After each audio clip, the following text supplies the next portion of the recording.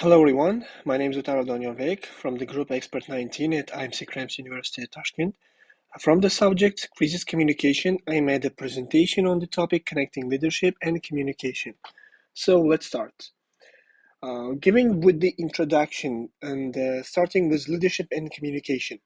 Effective and accurate communication act as an important factor to grow as an efficient and successful leader or manager.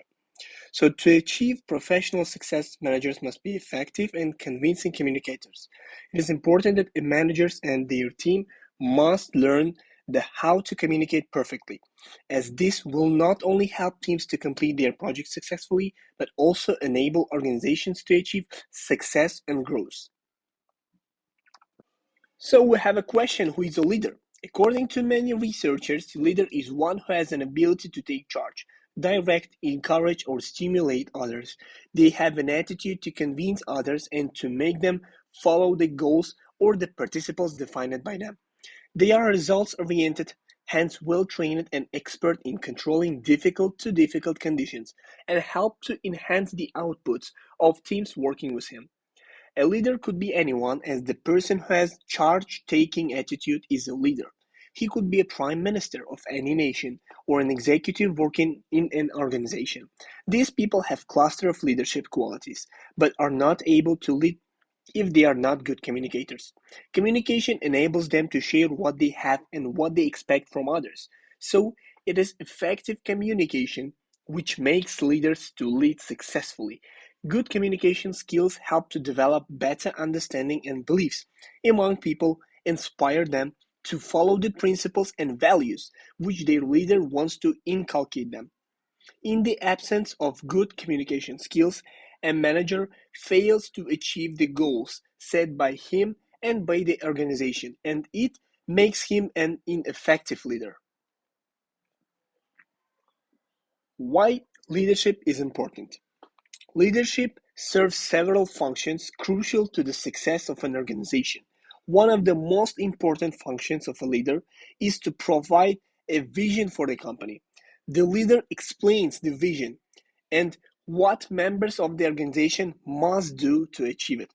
While an organization may have people with various talents and capabilities, it is leadership that harnesses individual efforts towards the collective goal. By inspiring and motivating teams and coordinating personal actions for the advancement of a common goal, leaders help their companies achieve excellence. Let's now look at barriers to effective leadership communication. Communication simply means to transfer the information or message from one individual to another or to a group. Various effective leadership communication means transferring message by keeping in mind the understanding and ability of the receiver to make sure that the receiver will be able to find the exact meaning of the message or information passed to him. Effective leader, while communicating, must ensure that there would be no chance of any kind of miscommunication or misunderstandings. But on the basis of previous studies, particularly, it is not feasible for a leader to make all the communication effective, as many barriers like noise, disturbance, unique understanding levels, and different cultural backgrounds make it difficult to make communication effective. While communicating in a group, although all good leaders try to keep in mind the listener's point of view, but still it becomes difficult to make everyone to understand what exactly a leader wants to deliver. The problem in communication arises from the disturbances or barriers in the transmission, either by the leader or by the receiver.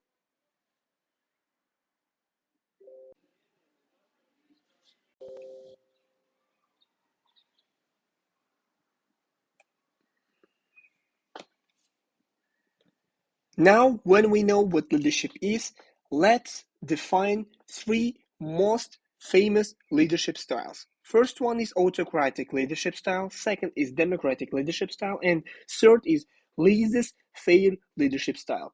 Let's start with autocratic leadership style. The autocratic leadership style has often been regarded as the most classical and orthodox approach to organizational leadership. In this style of leadership, the leader is solely in charge on making all decisions in closely supervising employees. Employees or subordinates have no say in the decision-making process and has to completely obey the decisions of the leader without questions. As would any other leadership style, this leadership style has its very own pros and cons. For example, this mode of leadership would work well given the employees are of low skill and experience or are new to the job. The autocratic leadership style might also work well when employees require disciplinary action or have a track record for making huge mistakes resulting in loss to the organization. However, leaders who use the autocratic leadership have to be mindful of their intensely, especially when dealing with employees of higher caliber. Thus, it is because such employees might tend to become more closed up and unwilling to provide suggestions for the betterment of the organization. Employees who cannot stand the pressure leave eventually, leading to high turnover and talent loss for the company. Second, democratic leadership style.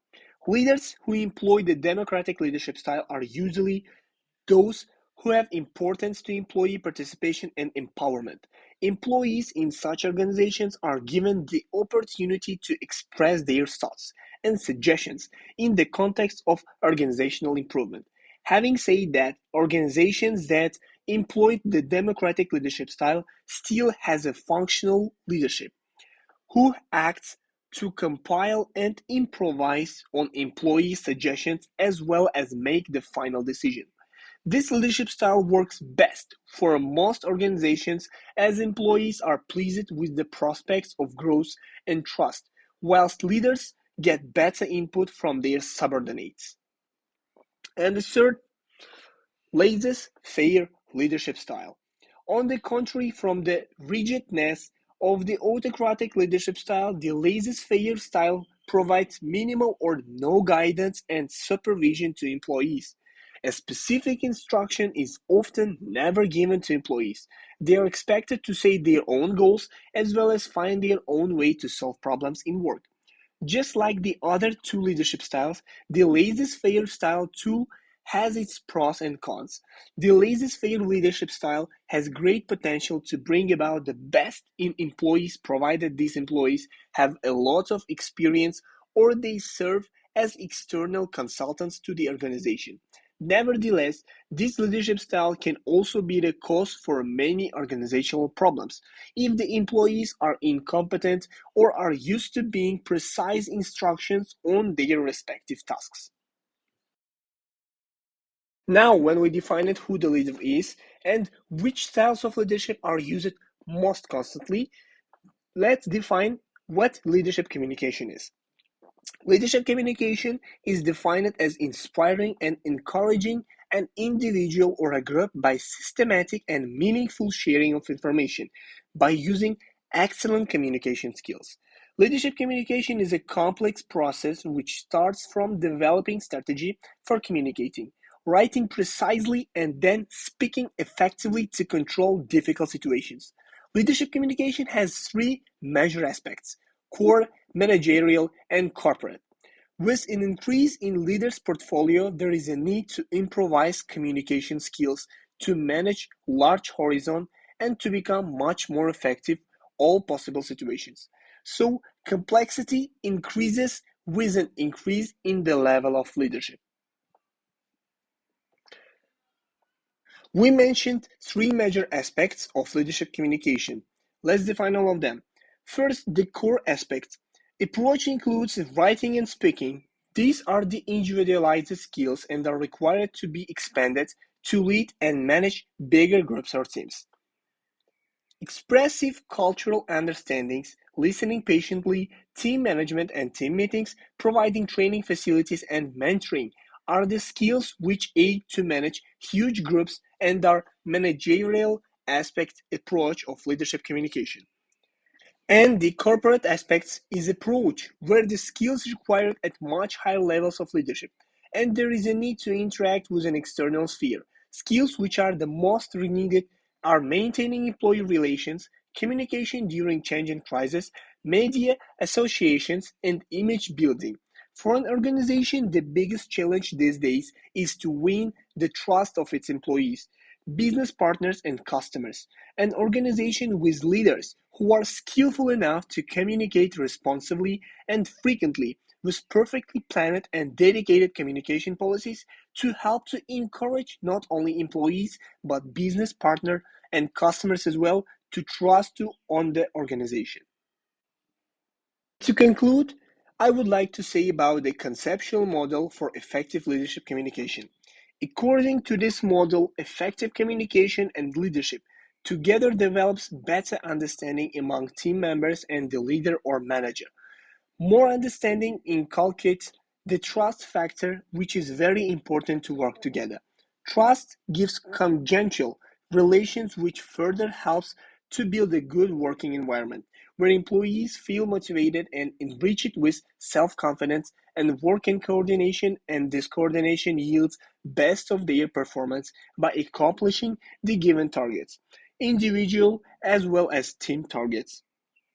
Given below the module figure.